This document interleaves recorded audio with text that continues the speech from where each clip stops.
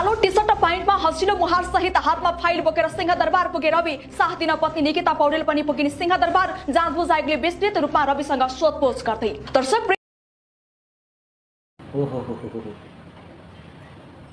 यताबाट पनि उताबाट पनि यो गर्दा पनि त्यो गर्दा पनि जहाँबाट पनि जसरी पनि रवि लामी छानेलाई नै घोच्नुपर्ने, उसलाई नै पेल्नुपर्ने।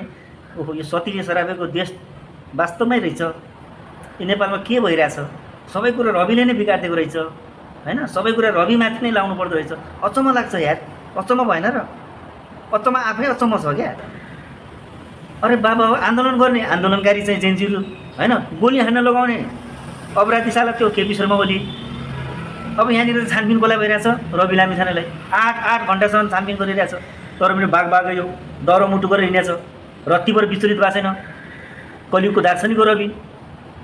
सक्दै त सक्दैनौ, जति पेल्छौ जति जे गर्छौ जे गरे